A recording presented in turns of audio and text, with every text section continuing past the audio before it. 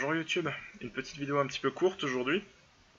Je vais essayer de vous montrer comment est-ce qu'on pourrait faire pour craquer ce keypad sans utiliser de keypad cracker et juste avec du wire mode. Donc pas de 2, juste du wire mode, des gates et des fils. Et on va faire ça avec une technique qui est un petit peu sympa. J'ai vu que 3 ans après ma dernière vidéo, personne n'avait produit de tutoriel ou expliqué comment ça marchait. Donc ce qu'on va faire en fait, c'est que quand quelqu'un rentre le mot de passe, 1, 2, 3, 4 avec sa souris, ce qu'on va essayer de faire, c'est de récupérer la position de cette personne, la position de là où elle regarde, et essayer tout simplement d'enregistrer ça et de rejouer avec un petit hologramme où est passé sur le keypad sa souris. Donc ça va être un build un petit peu compliqué, surtout que la dernière fois que je l'ai fait c'était il y a 3 ans. Donc on va voir tout le raisonnement ensemble. Ça va pas juste être un tutoriel, ça va être moi qui vous le fais en live. Donc on va commencer par essayer de sélectionner le keypad. Donc pour ça je vais utiliser une touche de mon clavier. Donc je prends dans mon wire mode un numpad input que je fixe sur la touche 1. Tac. Voilà, donc on peut vérifier que quand j'appuie sur ma touche 1, effectivement ça s'affiche. Très bien.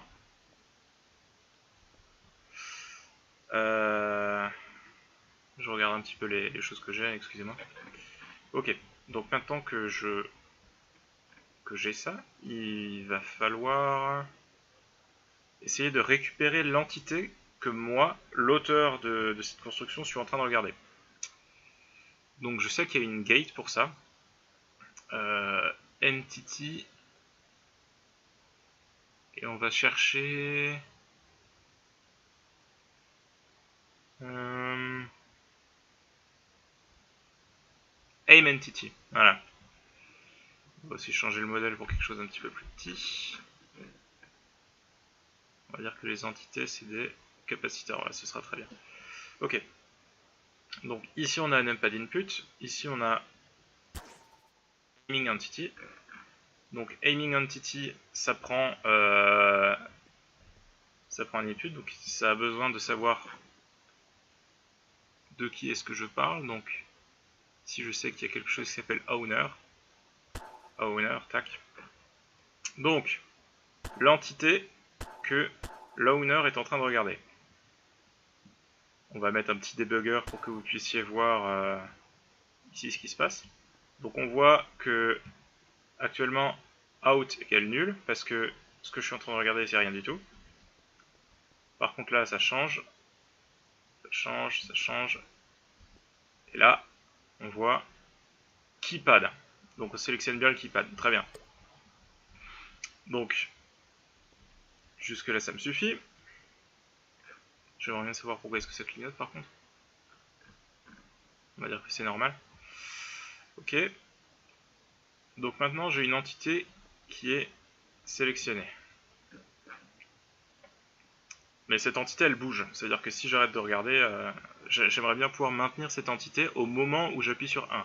Que je puisse regarder le keypad, appuyer sur 1 et que ça dise ok, ce keypad je le garde en mémoire.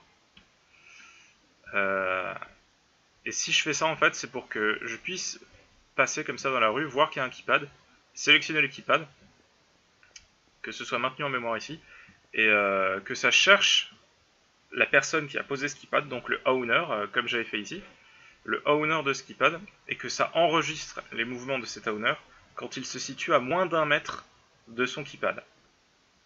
Pour nous permettre donc de... Je vous joue la scène. Je suis l'owner du keypad, donc moi je suis passé, j'ai enregistré déjà, donc j'arrive pour ouvrir ma porte.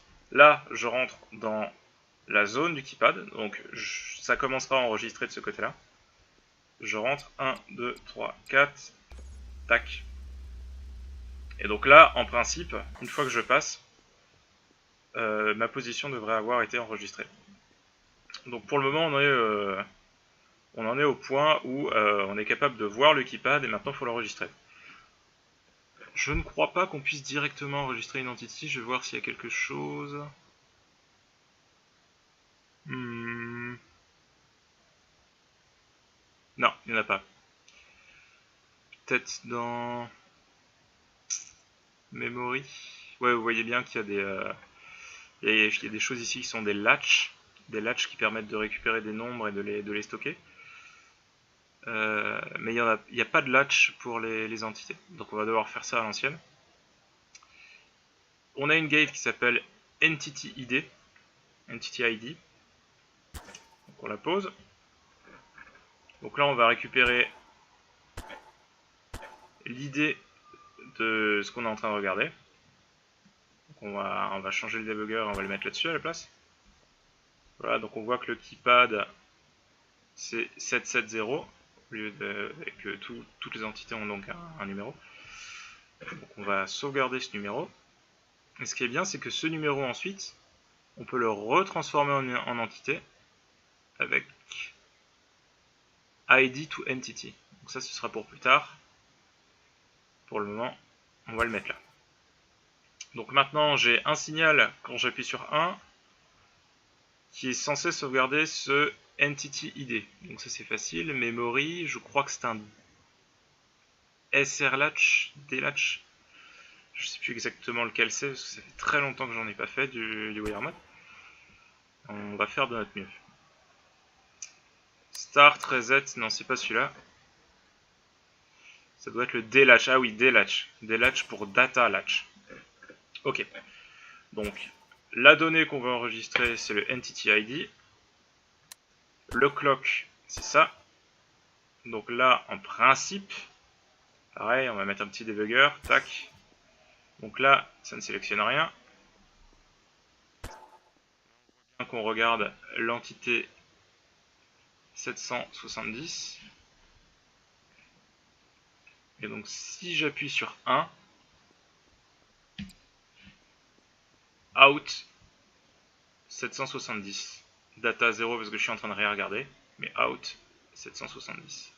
Donc, si j'en regarde une autre et que je refais 1, out 766. Donc tout ça c'est très bien.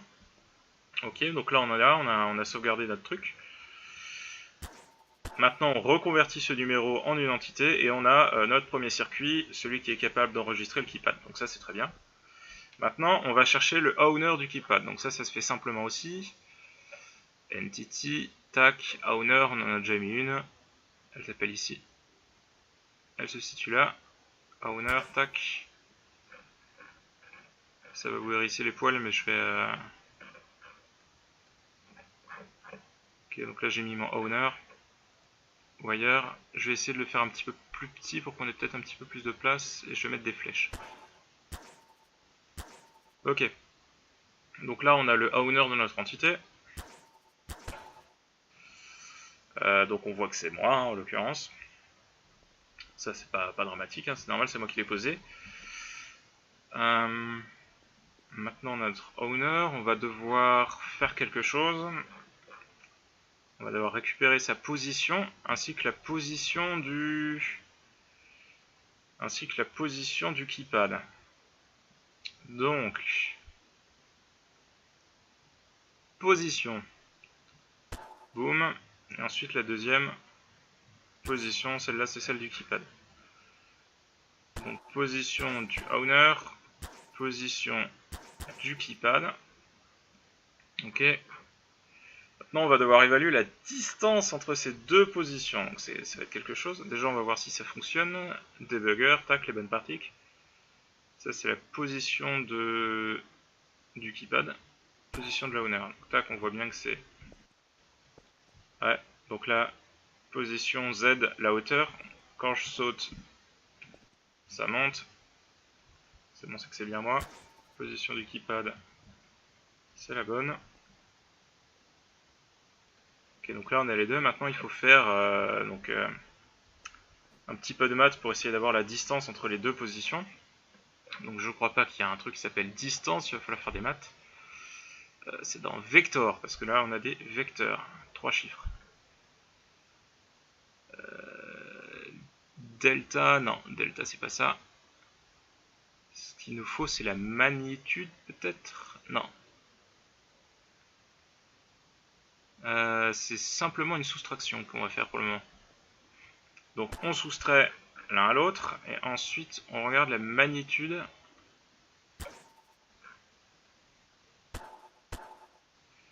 Donc B-A, donc la position du truc. Ouais. Celle-là, on verra bien si ça nous donne quelque chose. Debugger. Donc ici, on voit que je m'éloigne. Magnitude égale 275. Je me rapproche. Magnitude égale 99. Donc on voit que la magnitude n'est pas égale à 0. Hein. C'est... Pour que ce soit égal à 0, étrangement, ça c'est bizarre. On dirait que le keypad est beaucoup plus... Ah d'accord, d'accord, d'accord. Ok, je comprends. Je comprends. Je sais pas si vous avez compris, mais apparemment, pour que la position soit 0, il faut que je me situe à peu près vers ici. Tac, vers là. Et en fait, c'est parce que ce que me renvoie cette petite gate, c'est la position de mes pieds, pas la position de ma tête. Donc là, je suis à 98 unités, ce qui est en fait la taille de mon corps. Donc, très bien. Donc on va estimer que on va commencer à enregistrer le joueur quand il arrive dans cette zone. 125 mètres. 125 mètres, on commence à enregistrer. Donc, il faut une condition.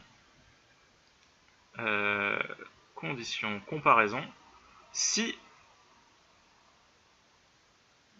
moins ou égal, si notre distance est inférieure ou égale à une valeur constante, tac, constant value. Donc là j'ai déjà quelques nombres qui peuvent être utiles. On va en rajouter un. On va prendre 125. 125 mètres.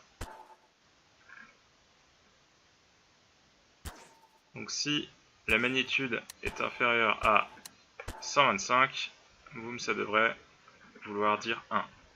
Donc là on a notre... là on a deux choses. On a premièrement notre circuit qui enregistre, notre keypad, et un deuxième circuit qui vérifie si je m'approche du keypad.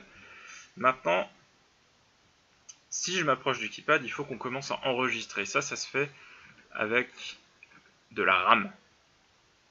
Donc il y a quelque chose ici dans Memory. Non, pas dans Memory finalement. Dans les gates de Memory. Donc on va prendre RAM 128 kilobits, hein, on va pas s'emmerder. 128 KO de RAM. Comme c'est de la RAM, on va lui donner une tête de barrette parce qu'on est comme ça. Notre barrette de RAM, on l'a mis ici. Et on va regarder ce que ça demande. Donc on a un clock, un read, l'adresse de lecture, l'adresse d'écriture et la donnée. Donc la donnée c'est quoi? La donnée c'est la position... Ah non, je me plante. Ce qu'on enregistre ici c'est pas la position du joueur, c'est la position de là où il regarde. Donc on prend une gate supplémentaire.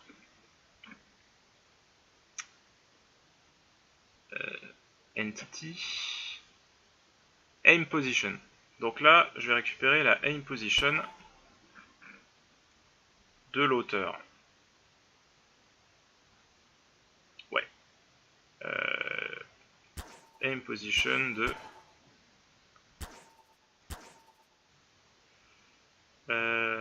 l'owner, voilà, de l'owner. Aim position de l'owner. Donc debugger, tac. Super. Il va falloir que j'enregistre ça. Donc, la donnée.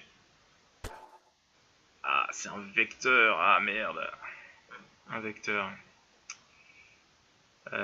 Comment est-ce qu'on va faire pour faire ça? Vector. Peut-être qu'on a des mémoires pour les vecteurs, de la RAM pour les vecteurs.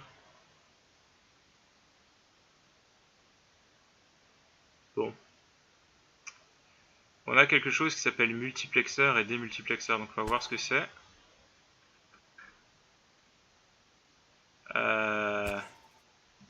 D'accord, donc non, ça c'est un espèce de routeur bizarre. Plutôt prendre autre chose du coup. Est-ce qu'il y a vector from string? Non, parce que je vois ici qu'il y a un toString. Je me dis peut-être que s'il y a un from string.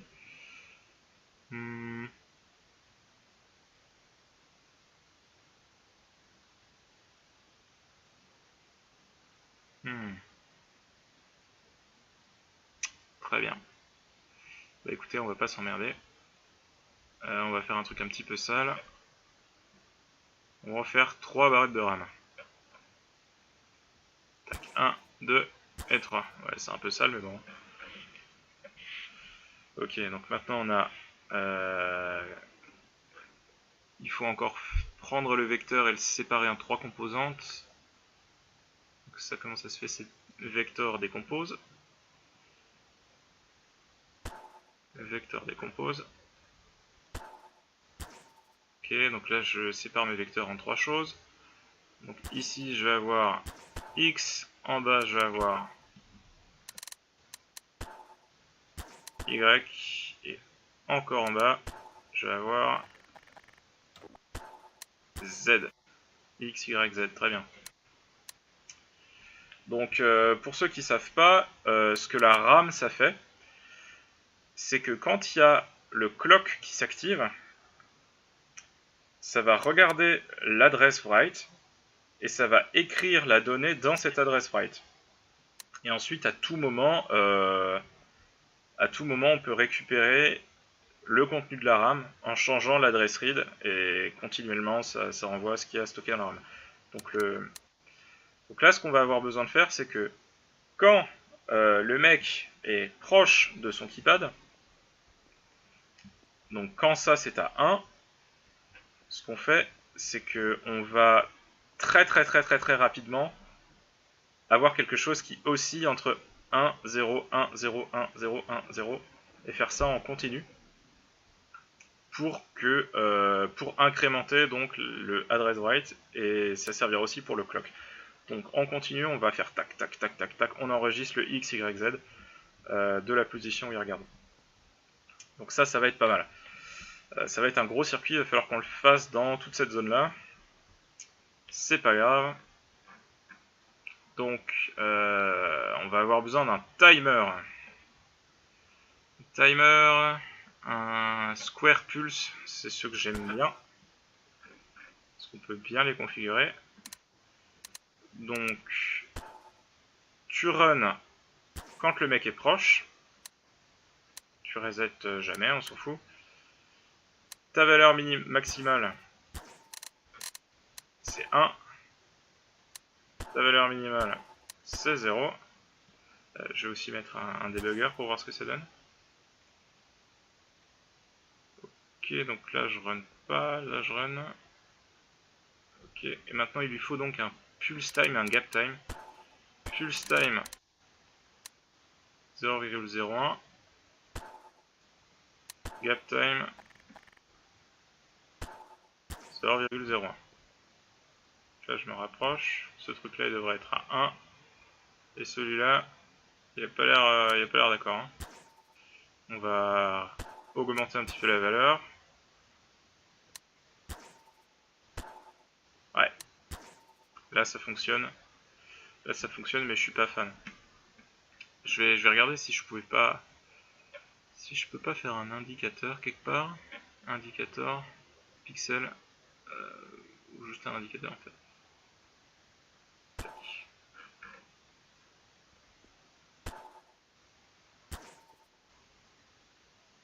Ok. Si je me rapproche de mon keypad. Ouais, donc là on voit que ça pulse assez rapidement quand même. Je vais tout de même remettre ça à 0,01. Et le gap time à 0,01. Et donc là normalement ça devrait être trop rapide pour qu'on le voit. Mais allez, on va voir. Ok, donc là on a notre square pulse, qui est d'ailleurs un petit peu trop loin. Ça c'est notre timer. Maintenant ce timer, à chaque fois qu'il tique, ce qu'on va vouloir faire c'est incrémenter un nombre. Donc on doit avoir quelque chose pour ça. Up, down, counter. Ça doit être pas mal. Increment. Ça. Clock. Ah non, d'accord. Tu incrémentes de combien? Tu incrémentes de 1. Tu incrémentes de 1 quand ça clock. Et le reset, le reset, on verra plus tard. Ok. Donc, on va mettre un debugger là-dessus aussi. Donc le up-down counter il est à 0. Si je me rapproche... Oh, il reste à 0. C'est pas bon ça. C'est pas bon du tout. Donc le up-down counter, il marche pas. Donc on va tenter de mettre un gap time un petit peu plus... Un pulse time un petit peu plus grand. Pulse time 0,1.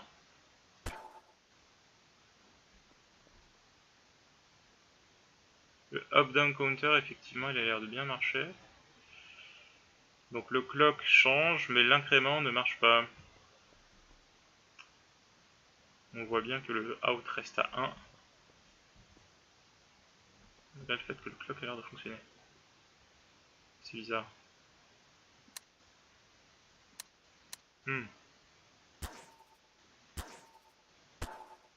Pulse time, gap time. Non, que dalle. Il n'est pas d'accord. On va supprimer le up-down. On va mettre autre chose.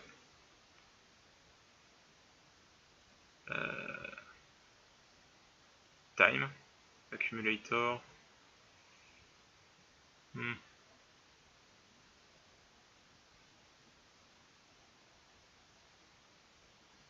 C'est bizarre, ça devrait être un up-down. Hein.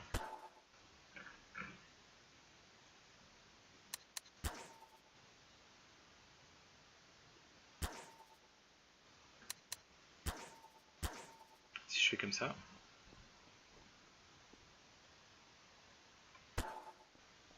Ah, là ça fonctionne, d'accord. Donc là, effectivement, ça a l'air d'incrémenter. Donc je sais pas à quoi sert ce clock. On va essayer de le rendre constant. Et ça marche quand même. D'accord. Très bien. Ok. Donc on a notre increment qui fonctionne. Pour le moment il est à 56, 57. Et on enregistre un point toutes les 0,2 secondes. Donc 5 fois par seconde, donc c'est largement pas assez. On va essayer de faire mieux.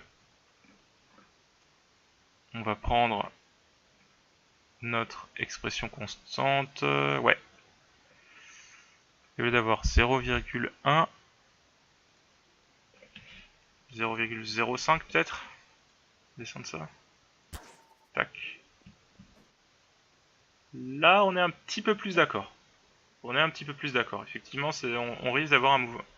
On aura peut-être un mouvement un petit peu plus fluide. Ouais, donc on voit en bas que ça augmente beaucoup plus vite qu'avant. Donc ça c'est super. On va faire un petit bouton pour reset tout ça. Donc none-pad input. Le reset ça va être le 0. On met un deuxième. On dit qu'on reset.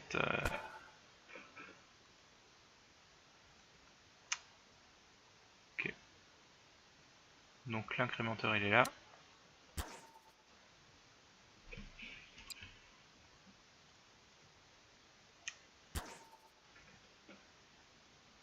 Ok.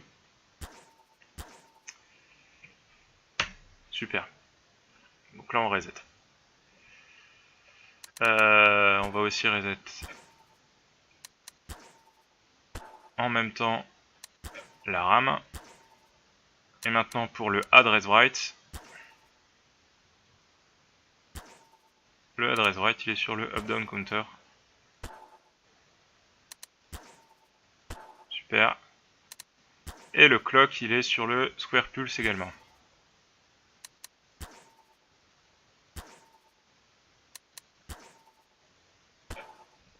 Donc là, si je me suis pas planté, en principe, dès que je m'approche, ce truc passe à 1, ce qui fait que le square pulse commence à ticker, ce qui fait que cette valeur commence à s'incrémenter. Donc la RAM, l'adresse write, elle commence à s'incrémenter, donc ça fait 1, 2, 3, 4, 5, donc j'écris dans l'adresse 1, 2, 3, 4, 5, et j'écris quoi? J'écris la position de là où je suis en train de regarder. Donc ça devrait être pas mal. Ok, donc là on a un mécanisme d'enregistrement qui devrait être pas mal. On va regarder un petit peu comment ça se passe. On va faire un premier enregistrement. J'arrive, ça commence à enregistrer. 1, 2, 3, 4. Ok, je passe. On a fait 54 mesures le temps que je fasse ce petit truc. Maintenant, ce qu'il faut, c'est pouvoir rejouer ces mesures. Et là, c'est autre chose. Pour rejouer ces mesures maintenant, ça va être compliqué aussi. On va devoir maintenant, pour ceux qui ont suivi, le address read, c'est ce qui nous permet de voir à l'intérieur de notre RAM. Donc il va falloir qu'on prenne les address read et qu'on les lise plus ou moins rapidement. Donc en gros qu'on passe de 0, 1, 2, 3, 4, 5 et qu'on regarde un petit peu ce que ça nous donne. Et ensuite, le contenu de ces choses-là, le contenu de notre RAM, on le retransforme en un vecteur avec compose. Donc on prend nos trois nombres et on compose un vecteur. Mais ça, ce sera peut-être un petit peu pour plus tard. Je vais déjà le mettre maintenant. Donc dans le même ordre, hein, X, Y et Z sur le troisième. Voilà. Et donc maintenant, ce qu'il nous faut, c'est un nouvel up-down counter.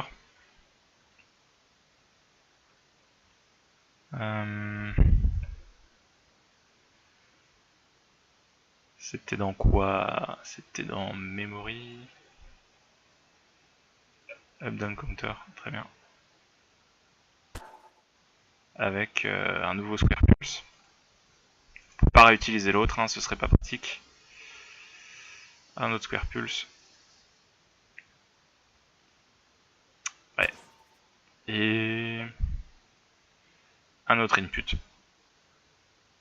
Même pas d'input. Donc pour rejouer, ce sera 2. J'ai déjà le 0. J'ai déjà le 1. Ça, ce sera le 2. Ok. Et on va le mettre en toggle, tiens. Donc 2.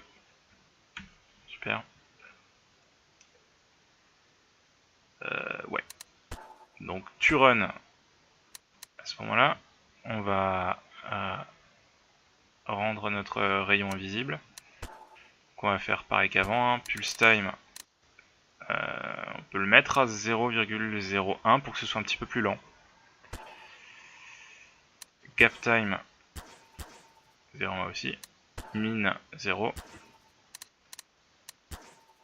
Max 1. Donc tu aussi entre 0 et 1.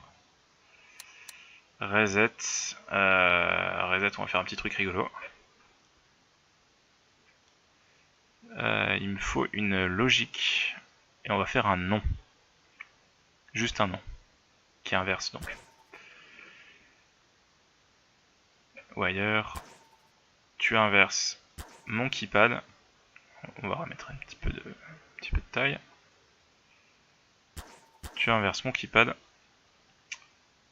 Donc ce qui se passe, c'est que tu resets quand il n'y a rien. Donc en principe, quand j'appuie sur 2, ici c'est à 1, donc ça devrait run, ce qui n'est pas le cas. Ah ok, non, si, ok. Effectivement. C'est juste que je me plante, le counter il est là. Le counter tu incrémentes. On va déjà faire la clock. La clock elle est on tout le temps. Et toi tu te resets quand le numpad n'est pas activé. Donc là actuellement tu es reset. Non, actuellement tu marches. Et là tu te fais reset. Ok. Super. Et tu t'incrémentes avec le square plus. Donc là normalement j'appuie sur 2.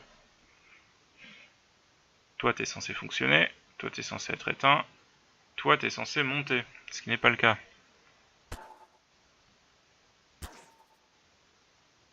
Alors le clock est à 1, le incrément il est à 0. Pourquoi? Square pulse. Square pulse marche pas. Run 1. Pulse time 0010. Ah, on avait vu que ça c'était trop court.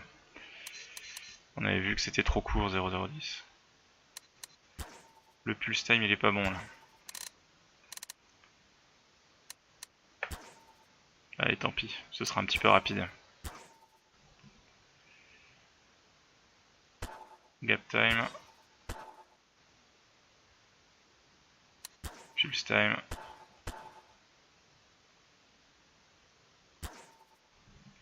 Un petit peu rapide mais bon. Ok, donc là maintenant si je refais 2, ça s'éteint. Si je rappuie sur 2, ça rejoue. Jusqu'à 54. Et là je réappuie sur 2. Et normalement ça devrait se reset. Ça ne l'a pas fait. Si c'est bon. Il y a juste un petit bug graphique de temps en temps. Super, donc ça c'est notre adresse read. On se remet un petit peu de taille. Adresse read, ça. Adresse read, ça. Adresse read, ça. La composition, elle devrait... la composition, elle est là. Donc on va voir maintenant ce qui se passe. Ah, les nombres changent. Jusqu'à ce que ça s'arrête complètement. Allez. Donc là, c'est super. On a notre position qui est mise à jour. Et maintenant, il faut visualiser tout ça. On visualise ça avec un trail, non. Il y a quelque chose, voilà, un holographique émetteur, je crois que c'est ça. Donc là, on a notre holographique émetteur. En principe, il fait des trucs bien, on verra. Donc position, vecteur, tac, c'est ça. Couleur, vecteur. On va lui mettre des couleurs. Si je retrouve le constant value. Constant value. Ok, on va rajouter un vecteur. Ouais, un vecteur 3. On va lui mettre... Ok. On va lui mettre du blanc. Ok, il a besoin de... Ok, ça devrait être bon. Donc la couleur, c'est ça. Fade time, on s'en fout. Une seconde. On va voir. Line beam. Pas besoin. Si, allez. Line beam 0,5. Size 1. Donc ça c'est taille, size, clear, active. Actif quand on appuie sur 2. Clear quand on n'appuie pas sur 2. Ok, espérons que ça fonctionne. Ouh, ça a l'air de bien fonctionner. Ça fonctionne très très bien même. Bah voilà, bah je crois que ça suffit. Donc comme j'ai dit, un build assez compliqué, assez monstrueux, donc je vais faire un petit test hein, maintenant. J'aimerais bien pouvoir zoomer si c'était possible, je crois qu'il y a une touche pour ça. Je crois qu'il y a une touche pour zoomer. Zoom. Ok, donc là, je vais appuyer sur 2. Et on voit 1, 2, 3, 4, 5. C'est pas ouf, on va essayer de le faire plus lentement. Donc on va essayer de le faire plus lentement. Donc 0 c'est pour reset. Donc là je viens d'appuyer sur 0. Le counter il est à 0. 0, 0, 0, tout ça c'est bon. Ok. On rappelle, on réenregistre le keyboard, donc j'arrive, je fais 1, 2, 3, 4, je le fais très lentement, juste pour que la mesure soit plus jolie. Et ça dit OK. Donc, on va rejouer ça. 1. Oh, ça a l'air pas mal. C'est pas mal, mais c'est trop petit. Donc on va faire un petit peu de tweaking.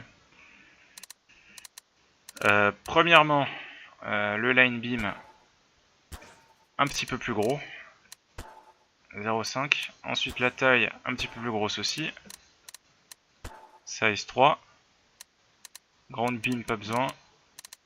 Ok. On va reprendre notre debugger. On va le mettre sur le holographic emitter. Ainsi que sur le up-down counter. Ok. On fait 2. On zoome, on regarde. Donc là c'est censé...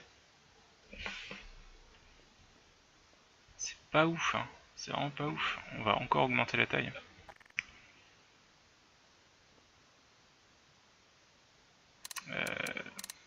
Le fade time est peut-être trop grand aussi. On va mettre 3 de fade time. Quant à la taille, on va mettre 10. Je fais rejouer. Ah, c'est pas mal.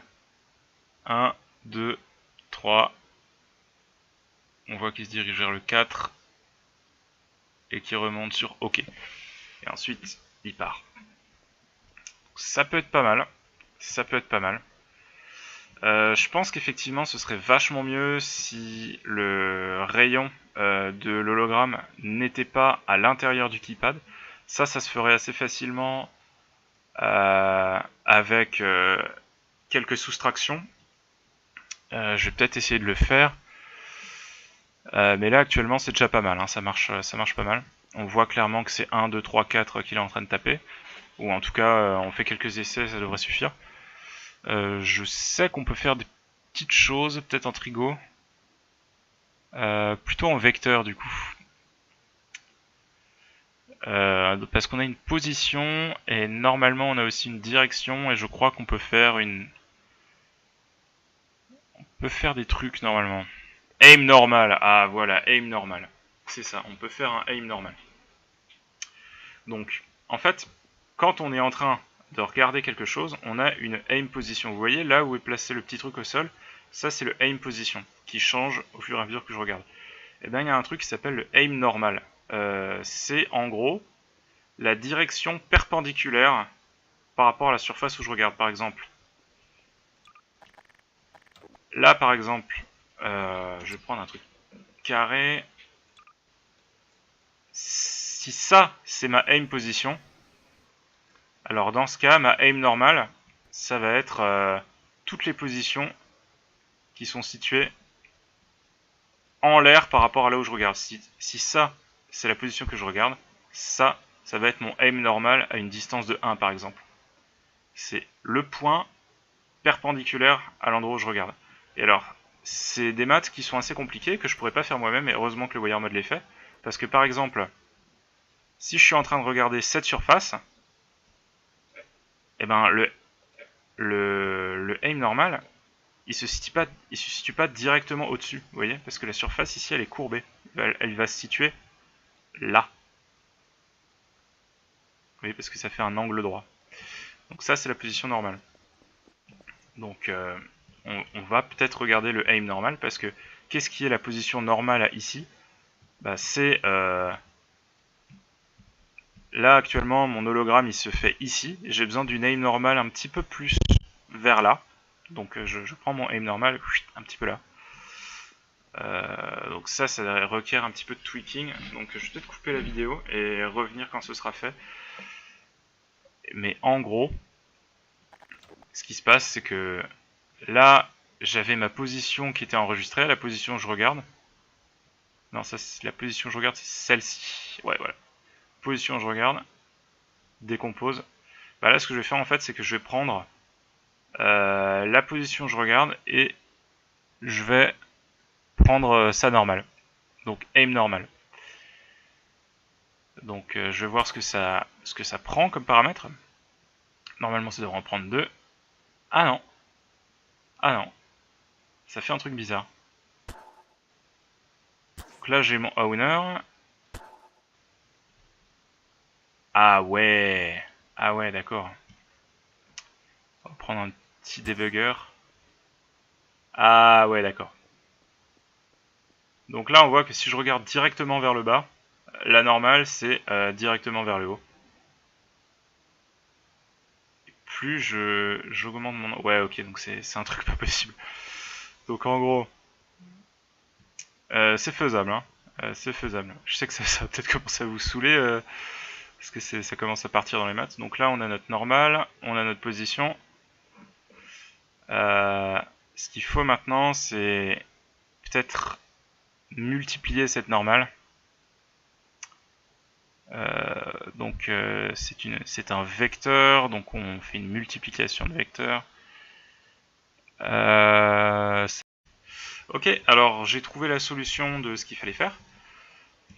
Donc je vais vous montrer un petit peu comment est-ce que ça se passe. En gros, donc j'ai la position de là où je suis en train de regarder, et je vais rajouter à cette position un petit vecteur pour décaler ça en dehors du keypad. Donc au lieu que ce soit ici, de le décaler un petit peu devant. Donc je vais rajouter à ça la normale. Donc j'avais bien raison, c'était bien une normale. Donc on prend entity aim normal, donc c'est pas calculé à partir de la position d'un vecteur ou de quoi que ce soit, hein. C'est on prend directement l'entité de l'owner et ça nous sort directement la normale. Donc si on regarde, on voit que c'est un tout petit nombre.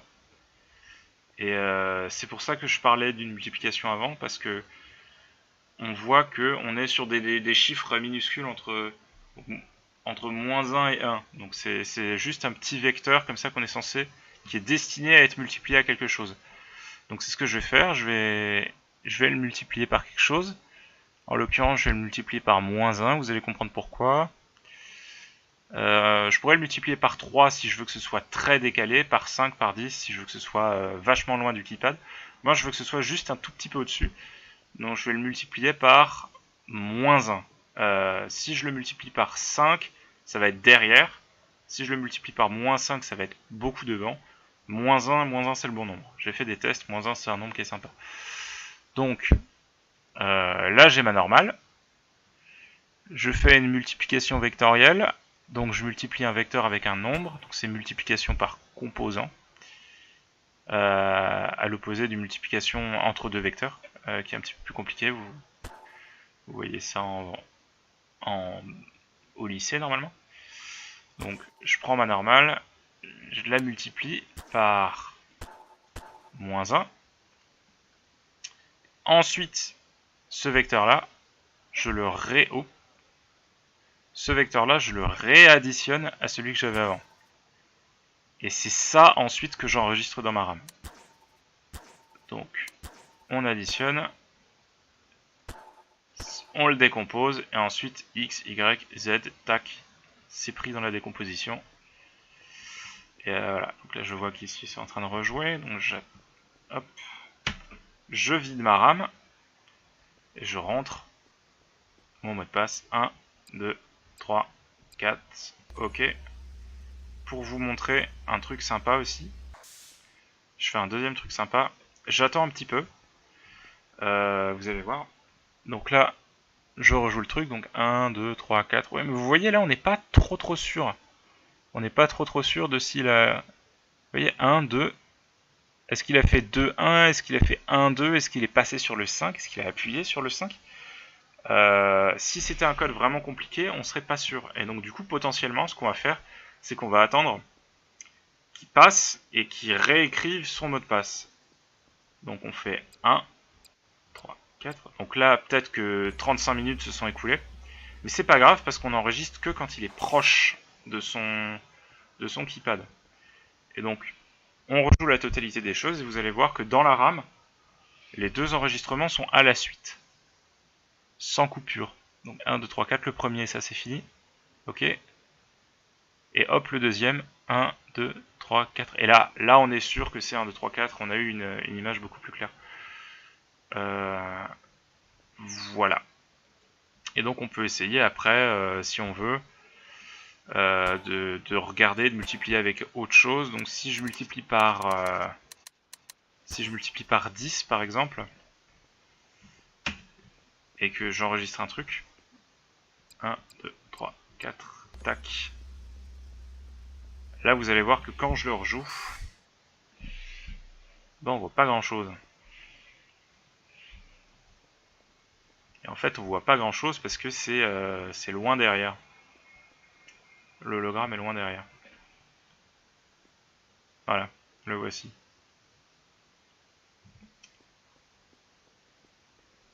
Alors que si on le met à moins 1, bah c'est vachement bien. On peut aussi le mettre à 0. Donc pour vous rappeler, 0 c'est comme c'était avant. Donc ça rajoute rien, la normale n'est pas prise en compte. Et donc vous allez voir, je prends mon enregistrement, 1, 2, 3, 4, et vous allez comprendre pourquoi est-ce que je me suis embêté à faire cette multiplication.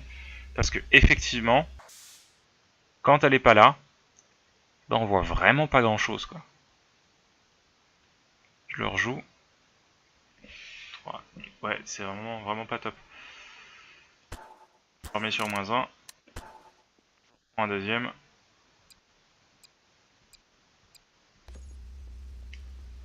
Et je vous rejoue les deux enregistrements à la suite. Un, donc sans la multiplication. Et le deuxième avec la multiplication, donc le avant-après quand même pas mal. Ok, bah j'espère que vous avez tout compris de A à Z. Et que vous arrivez à le refaire vous-même. Si vous n'y arrivez pas, n'hésitez pas à poser des questions en anglais ou en français, je parle les deux. Donc les français vous le voyez pas, mais la vidéo devrait être sous-titrée. Donc il y aura peut-être, j'espère, des anglais qui verront cette vidéo et qui essaieront aussi de comprendre. Et bon, je vous demande pas de vous abonner, hein, parce que bon, je pense qu'à une vidéo tous les 3 ans, c'est peut-être pas la peine. Mais voilà, en tout cas, amusez-vous bien et jouez à Garry's Mod.